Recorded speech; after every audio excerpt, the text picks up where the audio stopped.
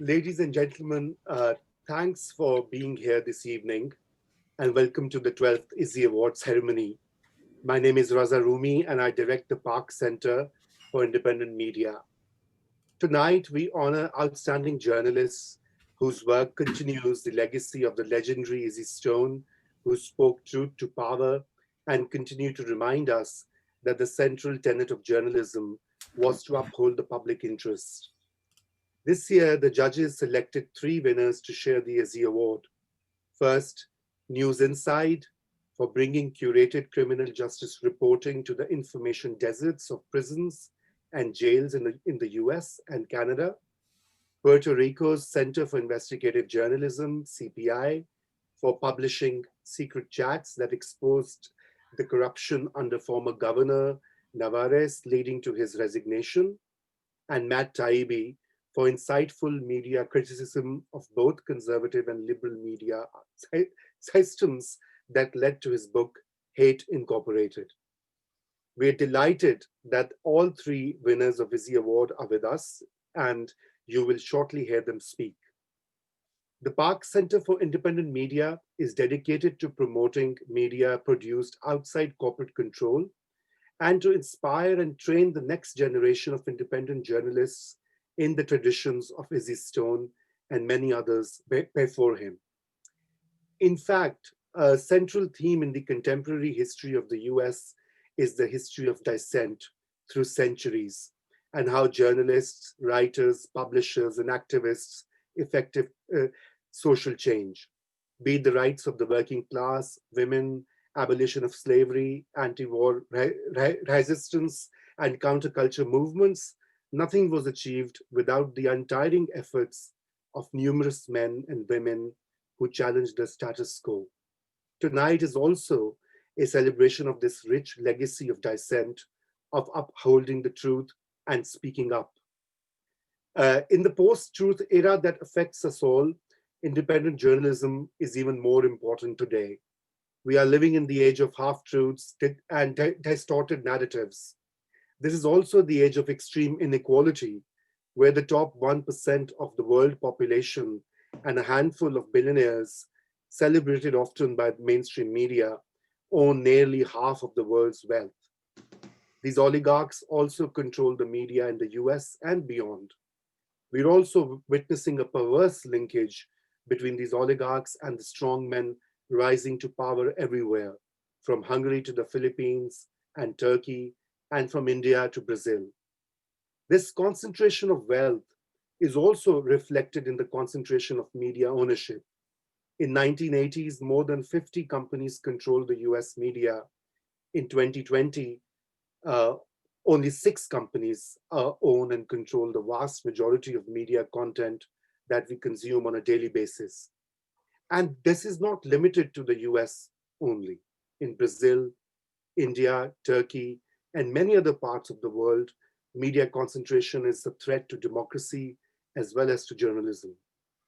Independent media, therefore, are relevant for the American publics today that face the threats of poverty, insufficient and inequitable healthcare, unemployment, racial injustice, climate change, mass incarceration, police brutality, and the corporate malfeasance amid the COVID 19 pandemic. And what happens here resonates across the globe. As Black Lives Matter protests continue in the US, Nigerians are demonstrating for end SARS, and many other underprivileged and impoverished groups are protesting. Without informed public opinion, here and elsewhere, social change is not achievable. And given the threats of climate change, saving the planet is not possible either.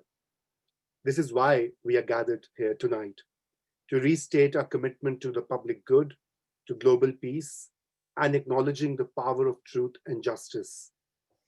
At the end, I would like to thank Jack Powers, Dean of Park School of Communications, whose support to our center is vital. I must also thank my colleagues, Brandy Hawley, who's a formidable pillar of the center, Professor Ari Kesiloff for providing the technical support that allows our virtual events to run, and Jeremy Lovett for his research and writing. And last but not the least, Adelaide Gomer, the president of Park Foundation, whose generous support makes the operations of this center possible. The Park Foundation over the years has emerged as a vital support system for the indie media landscape across the US. I will now request my illustrious predecessor, Jeff Cohen, to introduce the first winner. But before that, a few words about Jeff. Jeff Cohen is the founding director of Park Center for Independent Media. He is also the founder of the media watchdog group, Fairness and Accuracy in Reporting, and a longtime journalist and media critic. Jeff will speak on the history of the Izzy Award, its significance to independent media, as well as introduce our first winner, News Insight. Over to you, Jeff. Thank you, Raza. Thank you very much. And thanks for bringing an international flavor to the Park Center for Independent Media. We launched the Izzy Award to honor outstanding journalists in independent non-conglomerate media. And the award is named after I.F. Stone, Izzy Stone, whose independence has inspired journalists for many, many generations. Izzy was blacklisted, he was ostracized from mainstream media, and he started a 4-page newsletter in the early 50s, through the 60s, into the early 70s. And that newsletter challenged racism, exposed deceit by the government, especially around the Vietnam War. His nickname offered us a perfect name for our award, because there's an Emmy Award and a Grammy Award and a Tony Award. And for 12 years, we've had the Izzy Award. We've bestowed this award on journalists and independent news outlets who've exposed the big issues: environmental degradation, corporate greed, exploitation, social injustice. Corporate media often like to sidestep these big issues in favor of trivia, and they certainly avoid corporate greed and corporate power.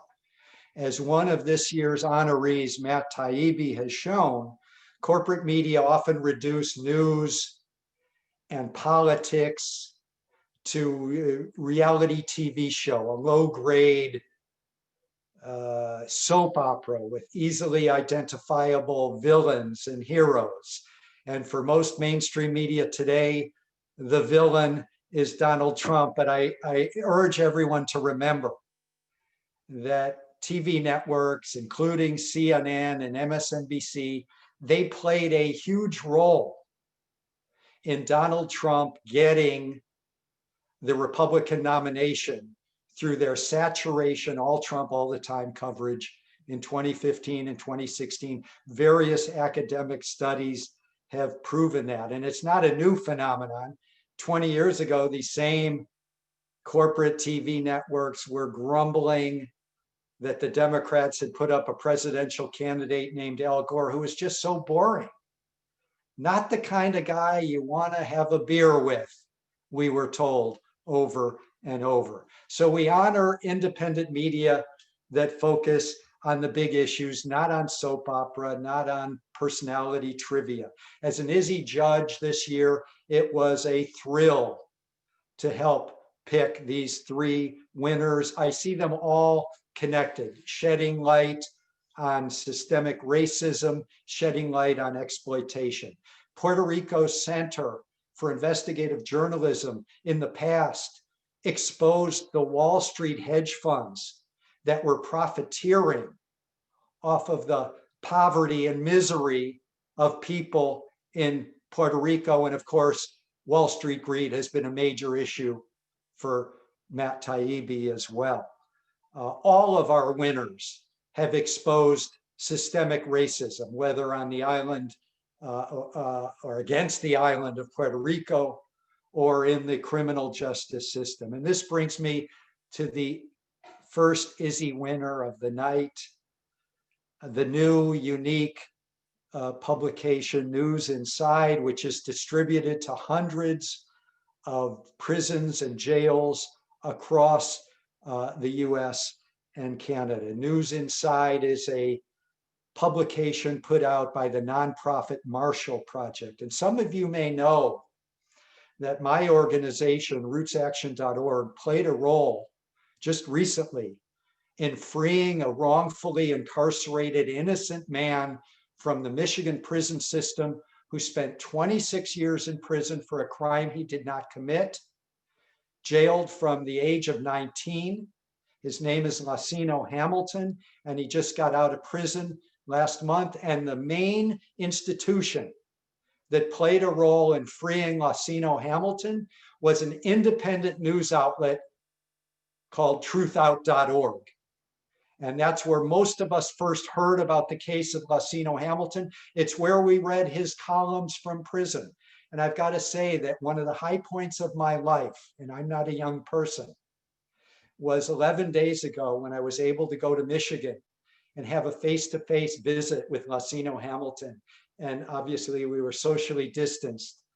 And I was peppering him with questions. What books did you have access to? What newspapers did you have access to? And I asked him if he was familiar with the Marshall Project. And sure enough, he'd seen the first couple issues of News Inside while he was incarcerated up until a few weeks ago.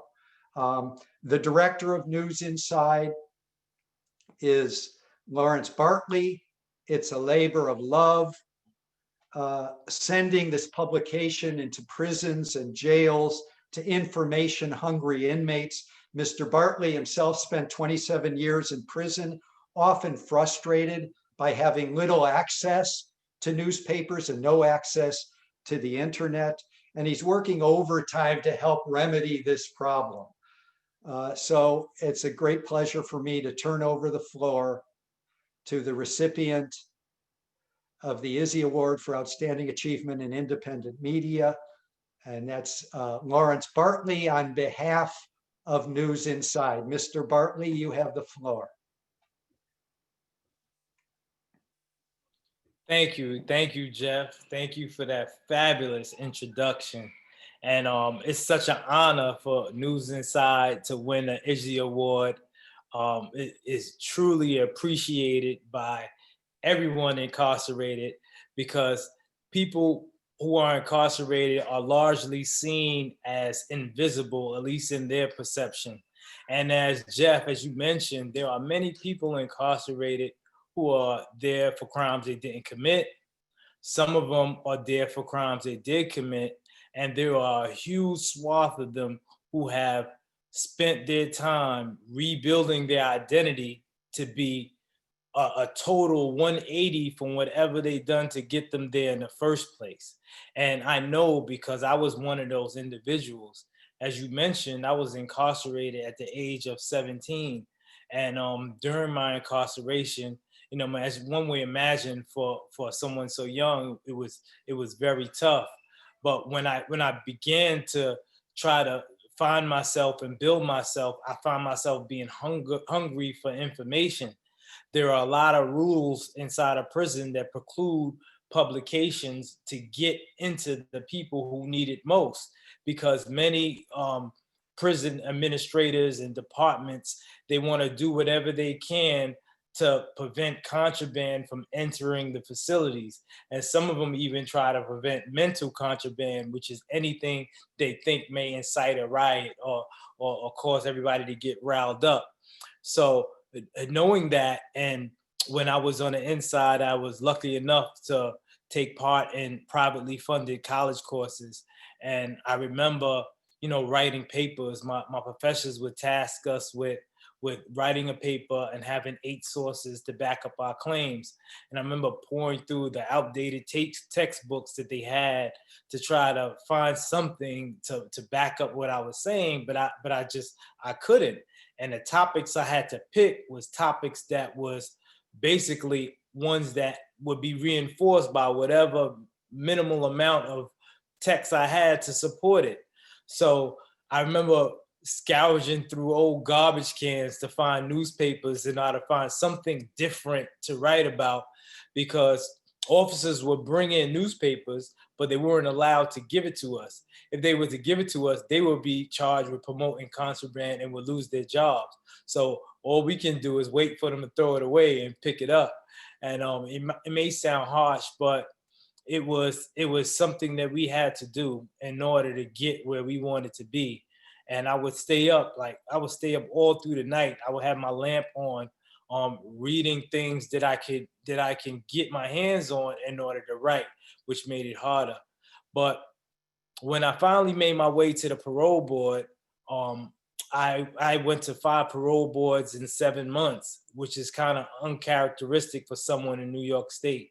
For a person to go to the parole board 5 times would mean usually that person did an additional 10 years, because every time you don't make it, you have to wait 2 more years to get back.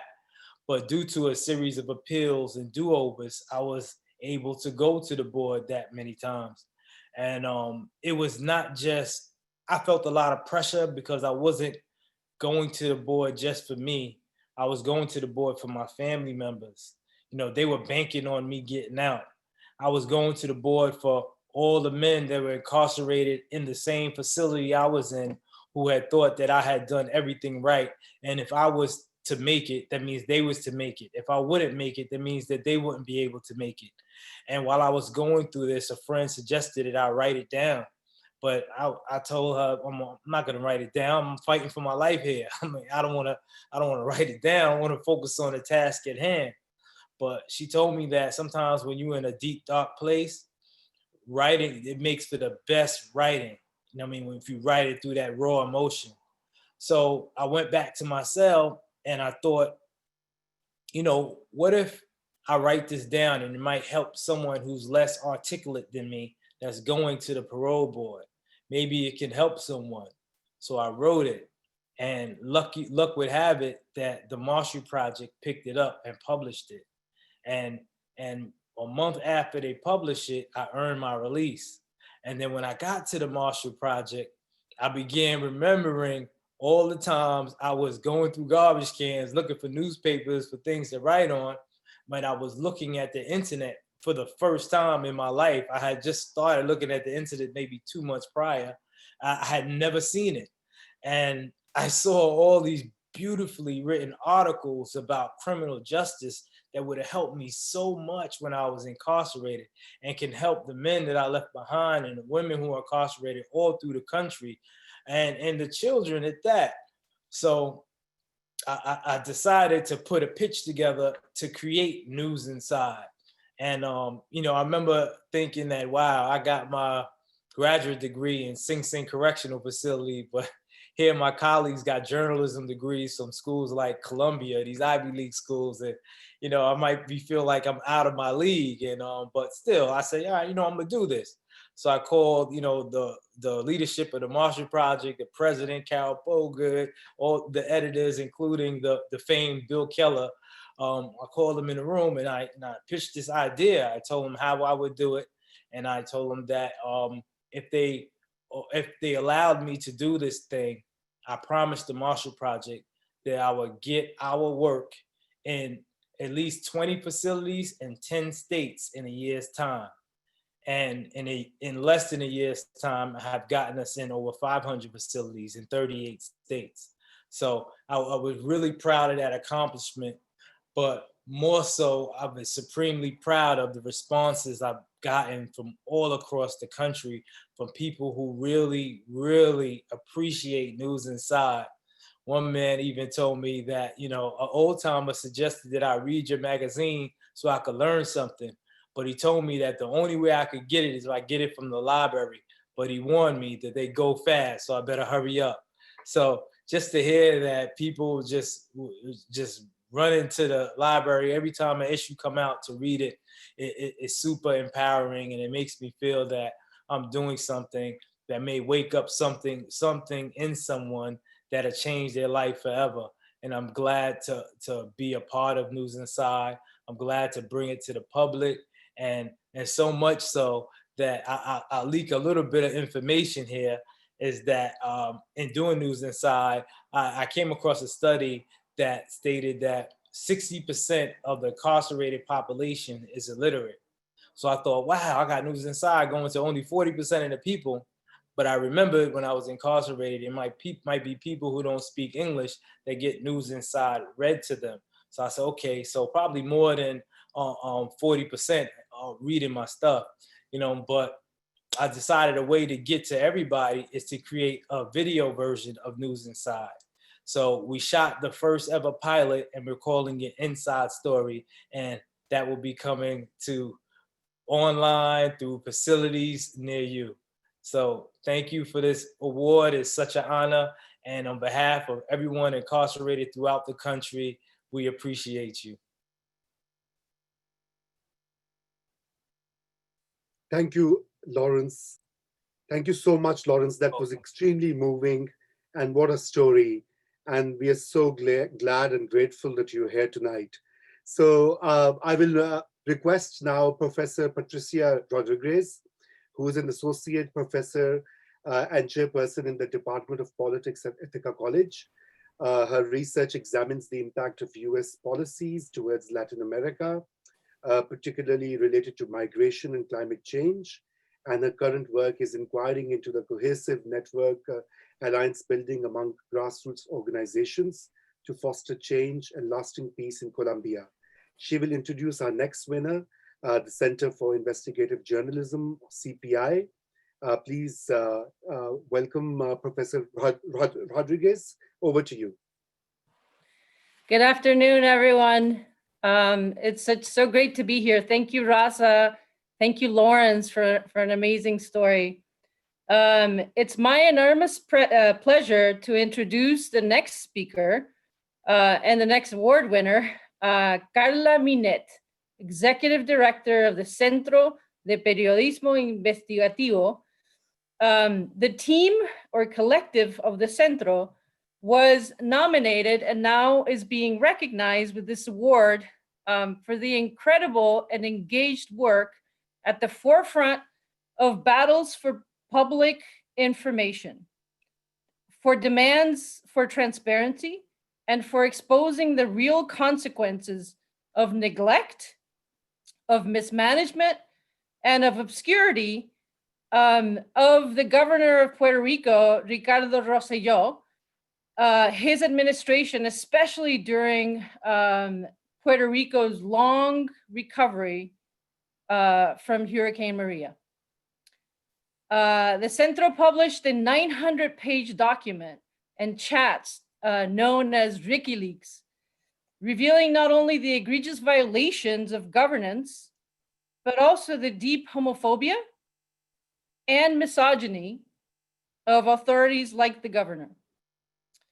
The revelations led to massive uprisings in Puerto Rico that ousted the governor on August 2nd, 2019. Viva Puerto Rico. Congrats to the Centro de Periodismo Investigativo. Carla. Hi, everyone. Good night. Thanks, Raza, Rumi, and Professor Patricia Rodriguez. Thank you for considering the Centro de Periodismo Investigativo for this year's 12th Izzy Award.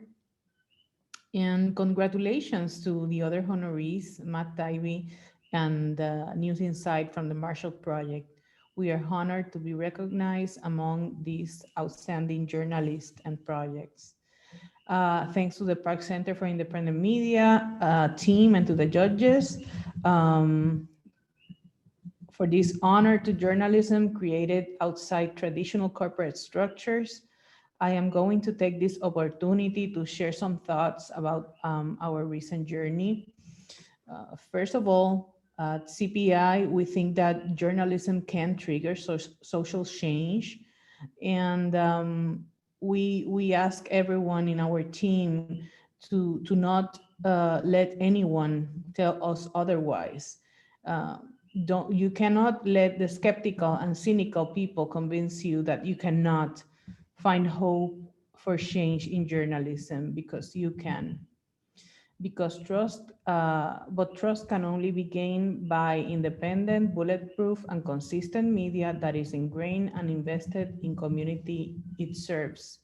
Journalism is vital to democracy, and in this historic moment for the world, it has always been, but maybe it is in these times of data overload and misinformation when good journalism strives, and shines. It filters what's relevant, it explains, it shows, it compares, it analyzes.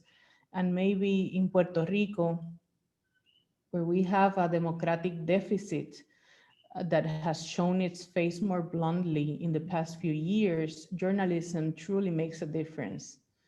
Puerto Rico is a battleground full of challenges, as you may know, and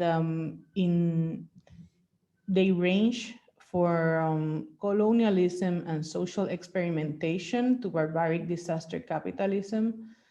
This shows basically in the profound poverty and inequality that our people face. The US Census says that 44.9% of the people who live in Puerto Rico are below the poverty line, a number that is significantly higher than the US national average of 13.4%. The Special Rapporteur on Extreme Poverty and Human Rights for the United Nations, Philip Alston, said after a recent visit to Puerto Rico that, I quote, the link between poverty and the absence of political rights is perfectly illustrated by Puerto Rico. If it were a state, it would be the poorest of the Union, but it is not a state. It is a mere territory. In this context, our Centro de Periodismo Investigativo, which is a nonprofit founded by journalists Omaya Sosa Pascual and Oscar Serrano 12 years ago, has been working steadily for a long time, most times under the radar. We have been building credibility, establishing bonds of trust with people, with communities, with sources, and also training our journalists so they become a group of professionals who work with award-winning and international investigative journalism teams. Under the leadership of our first executive director, the tenacity of our founders, and our board of directors, and a team with a deep commitment to their profession, um, we were able to find our place in the media landscape among Puerto Rican readers. At the same time, our body of work was built. CPI has been constantly growing sustainably. During the first 5 years, all work was essentially done by contract, pro bono, and by freelance journalists. But we moved to find financial support in the US, in Puerto Rico, and that allowed us to start formalizing employment for our journalists and a small administrative team. We are just a few still, but we do a lot like many nonprofits do. I started as a freelance journalist at the center, then as an editor, and finally as the executive director when founding director decided to retire. My approach to the organization has been to structure and formalize 3 program areas: investigative reporting, freedom of information litigation, and training to journalists. All 3 areas are intertwined and work collaboratively, not always like an orchestra, but more like a salsa band. We have established important link with universities that offer specific training on specialized issues or skills, and or that send us interns or invite us to events where we can present and sometimes mentor young journalists. We have collaborated with media outlets such as Quartz, the Miami Herald, Associated Press, New York Magazine, CNN, USA Today. Last year, for the first time, we went on a tour visiting different Puerto Rican diasporas in the US, listening and learning about how they see our work, what issues affect them, and starting a conversation about how we can be relevant to them. We visited North Carolina, Connecticut, New York, Chicago, California, and after all, there are more Puerto Ricans in the US right now than on the island. And we do need to listen to their needs too. Trying to do so, we have made investigations in these past few years, such as after the hurricane, when we reported on how displaced people were being treated when seeking shelter in New York City, or when we captured the strong and underreported story of the Puerto Rican community in Chicago while investigating and trying to make sense of how it has changed since Maria. Also, we have kept an eye on core issues for our country, the reconstruction and the recovery after Maria, and also government corruption. And in the administration of now former governor, Ricardo Rosselló, and more recently, as if we didn't have our hands full, the earthquakes starting this year and then COVID. When we realized there was no model for a climate disaster, uh, for climate disaster recovery journalism, the Los Chavos de Maria project was born as a follow the money ongoing investigation. We examined the experiences of Sandy and Katrina. We saw that there was, beyond coverage within the daily media, an independent recovery fund control model dedicated to explaining the process, analyzing the data, and investigating how these funds were being used. So we created Los Chavos de Maria. Dozens of reports have had resonance and results since then.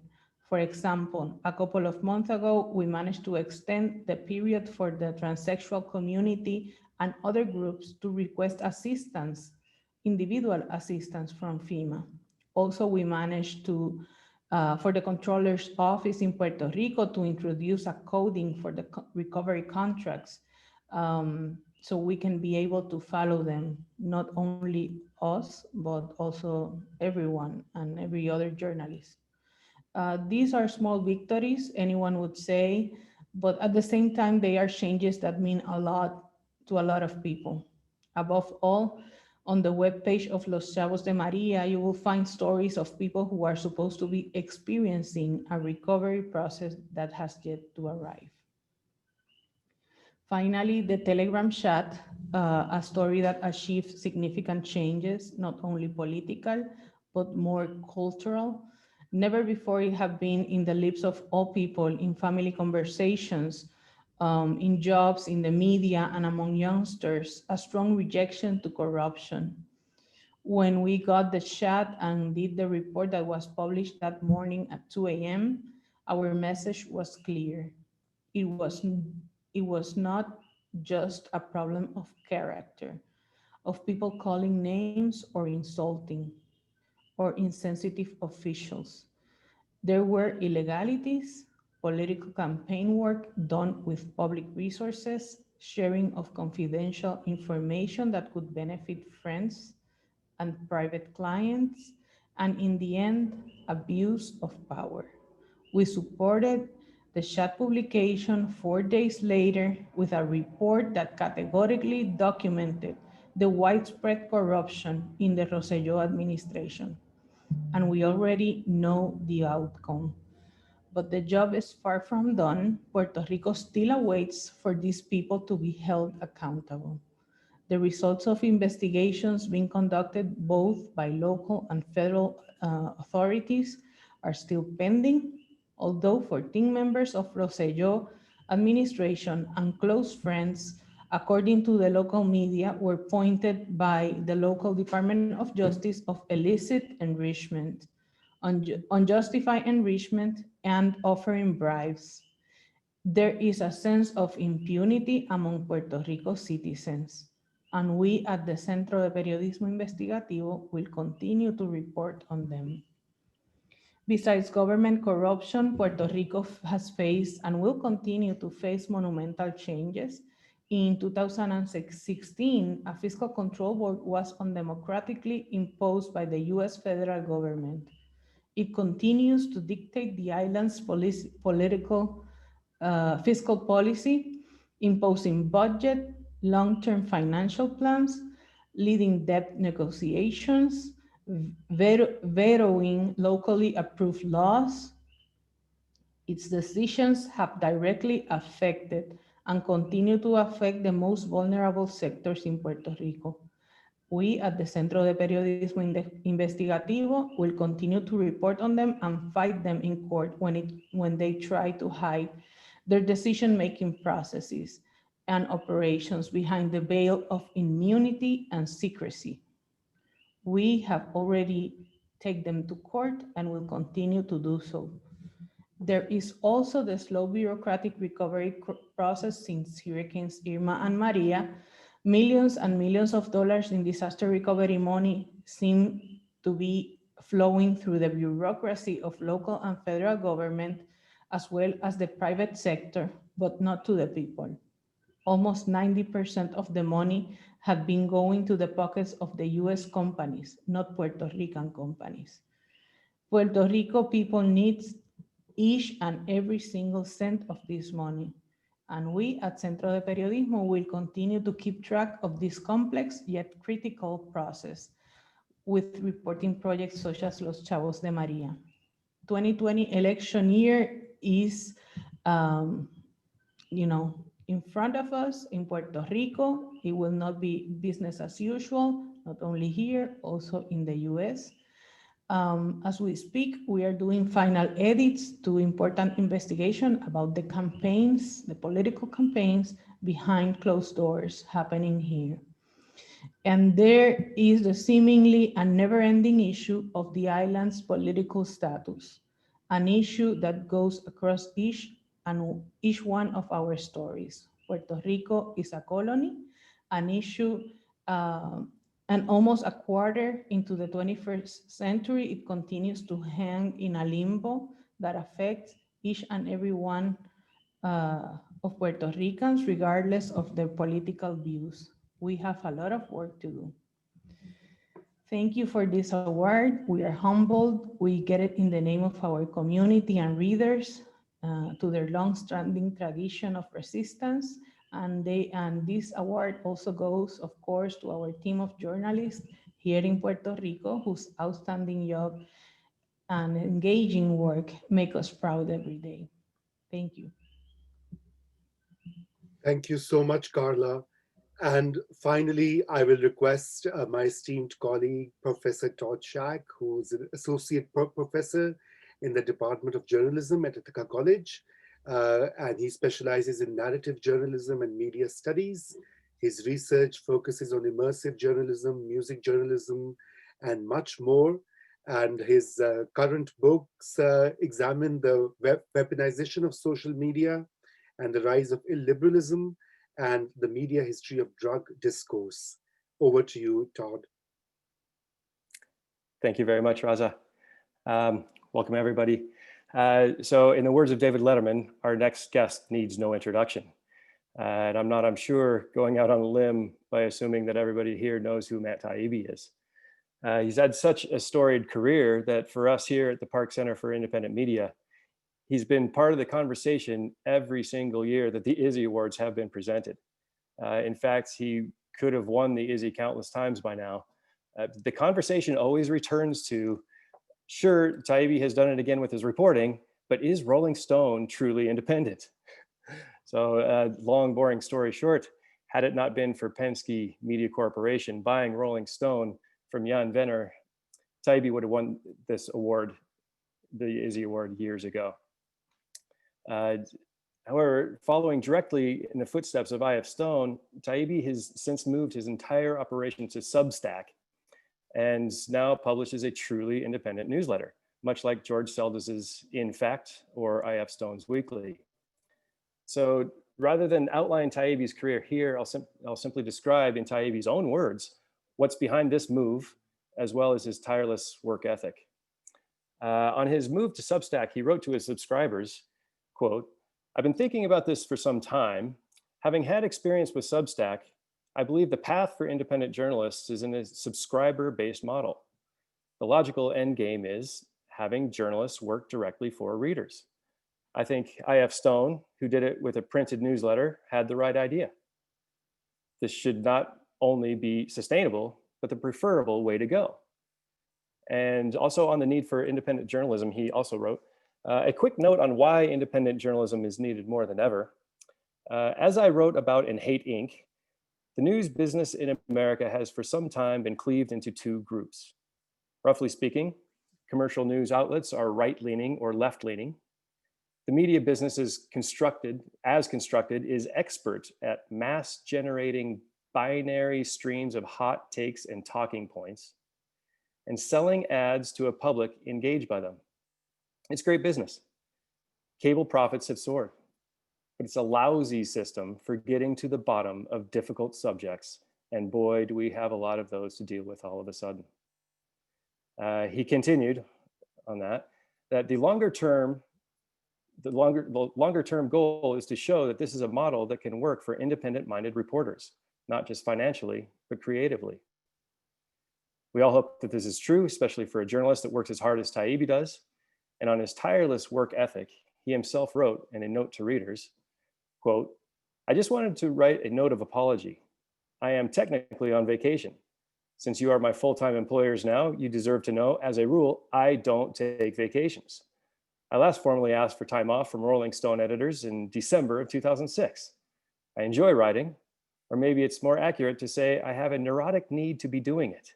And if you're not hearing from me, it's usually because I'm not happy with the draft of something and I'm rewriting in a panic. I just wanted to say personally that, Matt, we all benefit from your neurotic need to keep working, and that you also deserve an occasional vacation, if for nothing else, than so that you can recharge and keep doing what you do so well, which is keeping the torch of tough-minded independent journalism in the spirit of Izzy Stone alive and well. So right now, we can celebrate Matt Taibbi, winner of the 2019 Izzy Award, for his work on Substack that culminated in the book Hate Inc., the best book on cable news since Cable News Confidential by our own Jeff Cohen and his partner, Norman Sullivan. Please welcome Matt Taibbi. Wow, excellent. Thank you so much, Professor Shack. And thank you to the Park Center and to Director Rumi and to old friend Jeff Cohen. And I want to commend also, obviously, the idealism and the entrepreneurial spirit of the other Izzy winners. That was amazing listening to those stories from Lawrence at News Inside and from the Centro de Periodismo, Investigativo. It's inspiring to hear those tales of those kinds of operations getting up and running and being successful. As Todd knows, this is and as he talked about in his introduction, this is a huge honor for me because I.F. Stone has been a hero of mine since I was very young. And as he referenced, I made one of the biggest decisions in my life earlier this year with I.F. Stone in mind. I left my longtime home at a legacy media outlet at Rolling Stone to go to a reader-supported model. And as he noted in my announcement, I pointed out that basically the part of the reasoning was that I thought the traditional model for supporting journalism, which was based on the idea that reporters worked for big companies or wealthy patrons, who in turn gave them a share of advertising or subscription revenue, that was no longer really working for journalism at a fundamental level. And I thought that the logical end game of what was going on today was to cut out the middleman and have people like me work directly for readers in the same way that I.F. Stone did. And I'm happy to report that in the months since I made that move, my subscription base has expanded massively, and I now feel like I reach far more readers than I ever have before. So I think as a proof of concept for independent journalists, what I'm doing and what a lot of other people are doing on platforms like Substack offers a lot of hope that there's another route for journalists beyond the traditional route of going to work for a big corporate organization. And this, for me, was very much something that I wanted to emulate in the manner of Stone, who once described himself. This is the term he used. He said he was a wholly independent newspaper man, standing alone, without organization or party backing, beholden to no one but my good readers. And I thought about that a lot, and it's interesting, if you do this job long enough, and I've been doing it almost 30 years now, journalism eventually will force you to choose between your friends and principles. And for this reason, the profession tends to favor a certain type of personality that doesn't mind being alone all that much. And I was thinking about people who I knew growing up who taught me a little bit about this lifestyle. In my late 20s, when I was a young reporter working in Moscow, Russia, I came to be friends with a number of Russia's newly liberated journalists. The period after the collapse of the Soviet Union and kind of before Vladimir Putin consolidated power in Russia saw an extraordinary flowering of some of the most amazing journalism I think that we've seen in the modern era. And these were truly great muckrakers. They were men and women who were not only brilliant gatherers of information, but they were were gorgeous writers in the Russian language, but also they risked their lives on a daily basis. In the 90s and early 2000s, there were Russian journalists who I knew who were forcibly institutionalized, who had their legs and arms broken. There was one who I wasn't personally familiar with, but who worked for an organization that I knew well, who was killed by an exploding briefcase. There were people who were shot. There was even one reporter I knew who was killed by a poisoned telephone, if you can believe that. And among these great muckrakers was a person I knew named Leonid Krutakov.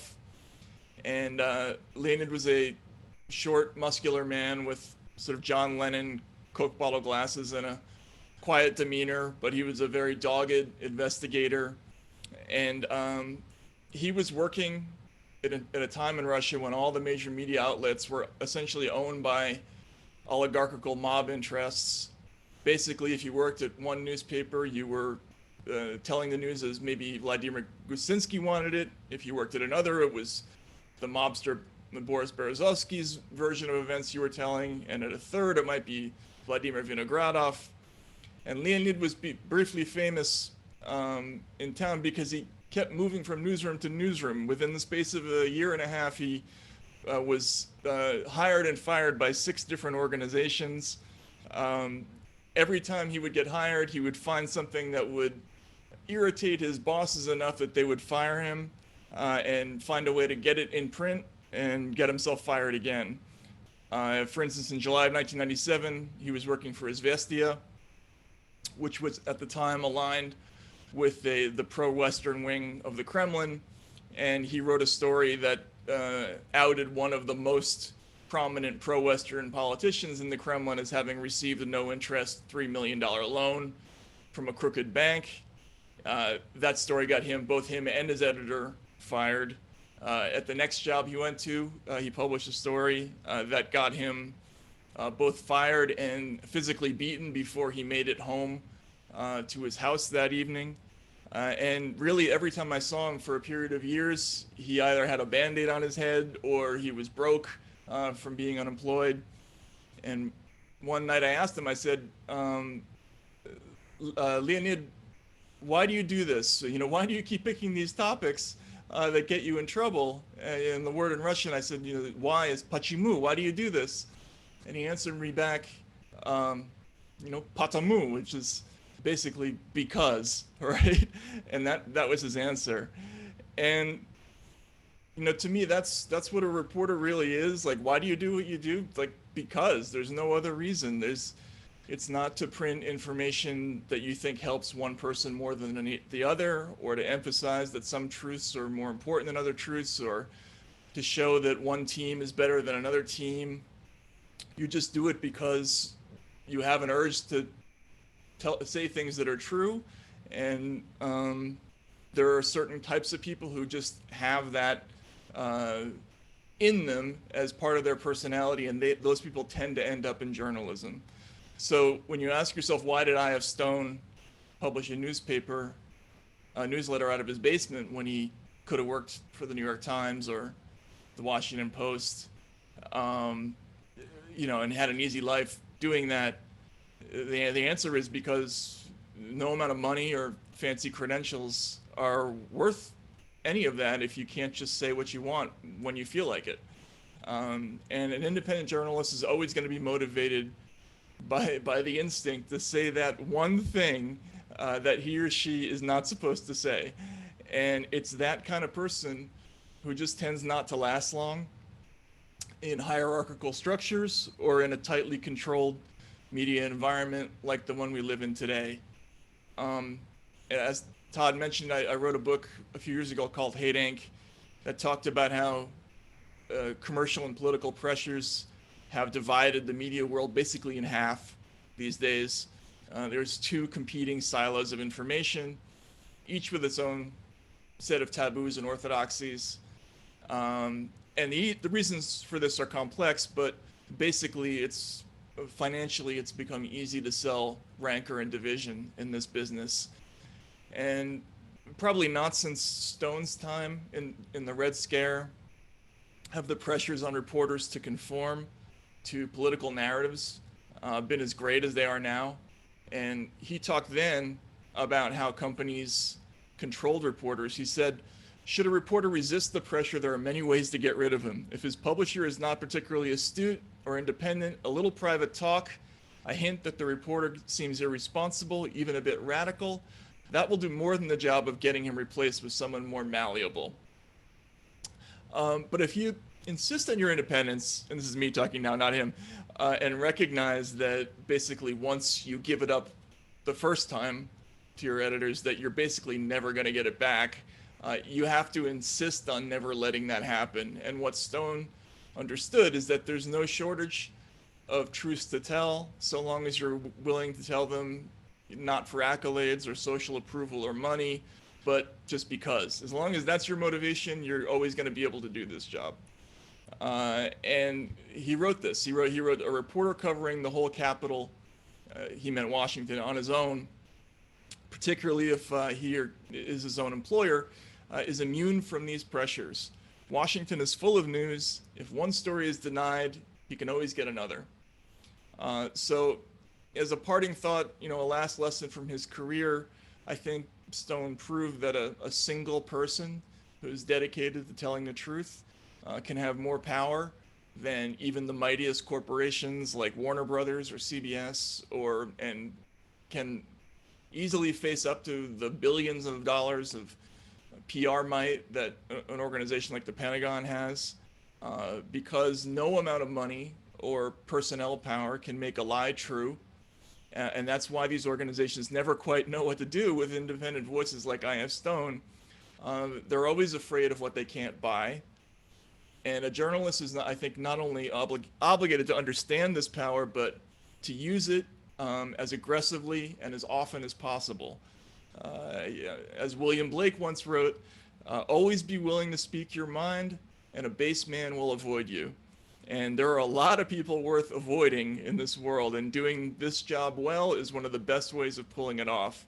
And the internet now offers a path for anyone to follow I.F. Stone's example, and I think that's something we can all celebrate. So thank you again for this award. I'm so honored, and I'm so honored to share it with these other wonderful winners. Thank you so much, Matt, for being here. And what a great speech and what inspirational words. So with that, I would like to thank everyone for being here. It means a lot. This is after 11 years when we've had Izzy ceremonies in person due to the situation. It's the first virtual event. And so your participation has been such an honor and privilege for all of us. And I would like to thank my colleagues again at IC, and all the panelists and all the winners who were here. And finally, I would also like to mention the judges of the Izzy Award, who really work hard at each year. And I should name them here: Linda Ju, who's the executive director and editor at the G.W. Williams Center for Independent Journalism, Professor Bob McChesney, who is a well-known author as well as a really eminent professor, and of course Jeff Cohen, whom you just heard earlier. With that, I would like to close the Izzy Awards ceremony, and once again, my profuse thanks on behalf of the center for being here. Do follow our website, it's sparkindymedia.org, and you will get updates there and on our Facebook page as well. Good night.